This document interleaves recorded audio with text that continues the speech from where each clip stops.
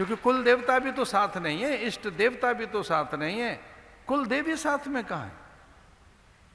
वास्तु देवता, देवता तो सारे घर में हैं ही, वास्तु देवता को घर में से लेके निकले क्या? परंपरा से पितरों को भी साथ लेके आए हो क्या? सच तो है, पितर भी घर में है, तो जब उनको छोड़ाए और ठाकुर को ले आए, ये अति आदर है, बहुत अच्छी बात है, अपने भगवान के प्रति बड़ा आदर है, अच्छी बात है।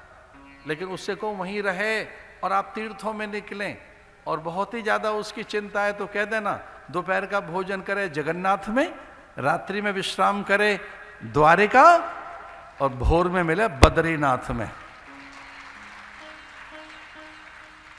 और आप कदाचित ये बात नहीं जानते, बद्रीनाथ में वहां के रावल और पुजारी प्रतिदिन प्रणाम करते हुए भगवान को कहते हैं अब रात्रि हो गई है, द्वारिका विश्राम करने के लिए जाइए।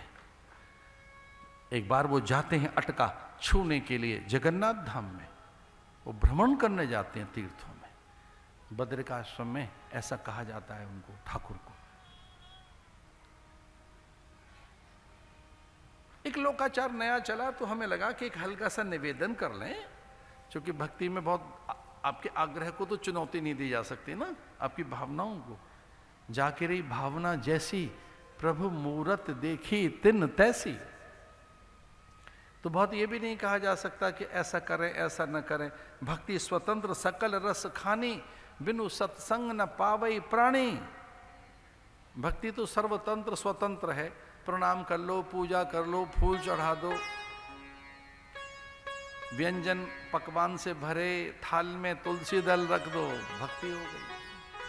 भाव की शुद्धता पवित्रता का नाम ही भक्ति है, भाव की अधमता निकृष्टता का नाम ही क्रोध है या कि काम है। तो फिर भी उपचार में, अनुष्ठान में, पूजन में मर्यादा हो, अच्छी बात है।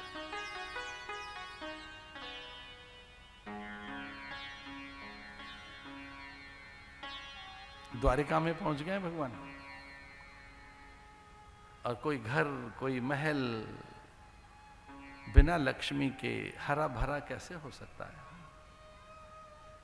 उस द्वारिका का वैभव, वहां का सद्भाग्य, वहां की सुंदरता, शोभा, वहां की दिव्यता और पूर्णता बिना लक्ष्मी और श्री के अधूरी सी है। इसलिए मां ने प्रार्थना की थी कि मेरा वर्ण कीजिए, आइए हे देव। रुक्मणी प्रार्थना करती है, और कौंडन्यपुर में भगवान रथ लेकर पहुंचे थे। कितनी सुंदर बातें कहती हैं द्रौपदी। श्रुत्वा गुणान भवन सुंदर स्मृतामते, ऐसा सुना है श्रुतियों से। श्रुतियां कहती हैं भवन सुंदर। इस पूरी धरती पर कोई सुंदर है, अजेय है, अपराजित है, कोई है जो नित्य है, शाश्वत है, तो केवल आप हैं।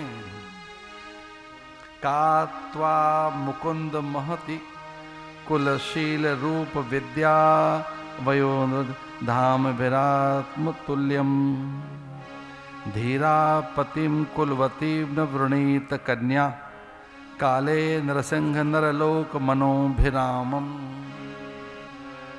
कन्याएं प्राय युवतियां ऐसे ही तो पति की कामना करती हैं जो अजेय पुरुष हो, पूर्ण पुरुष हो, सत्पुरुष हो, महापुरुष हो, जिसके पास संयमशील सदाचार हो, जो मर्यादित रहे, आत्मज्ञ हो, धर्मज्ञ हो, धर्मशील हो, जो कभी किसी के साथ छल न करे, किसी के साथ कपट न करे, अनीति का धन न लेकर आए घर में।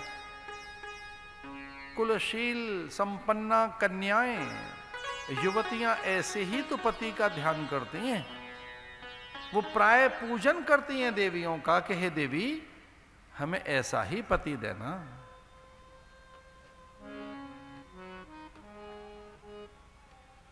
कैसा पति देना? जय जय गिरिवरराज किशोरी, जय महेश चंद मुख चंद चकोरी, जय गज बदन षडानन माता, जगत जननी दामिनी दुति गाथा।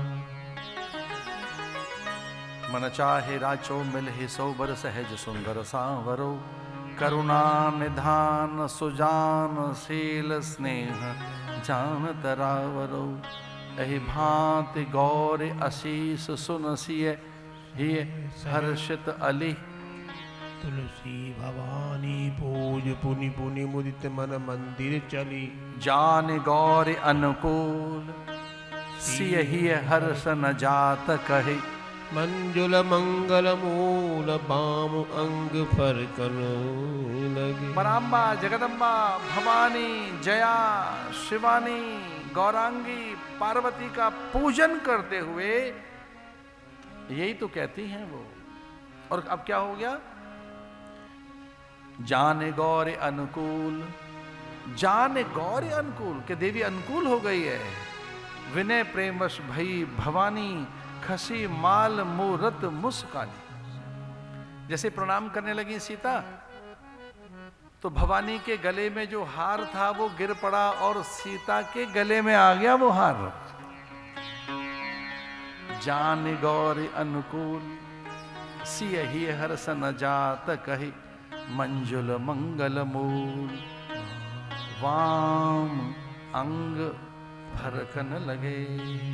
वामांग स्फुरित होने लगे, उनमें अलग चेतना का संचार होने लगा, आंखें फड़कने लगी और मां प्रसन्न हो गई। सीता को लगा अपना काम बन गया। सुन सी सत्य आशीष हमारी पूज ही मन। पत्थर में से पार्वती निकलकर बाहर। और यह सच है कि अगर श्रद्धा सच्ची हो तो पत्थर में से परमात्मा बाहर आएगा।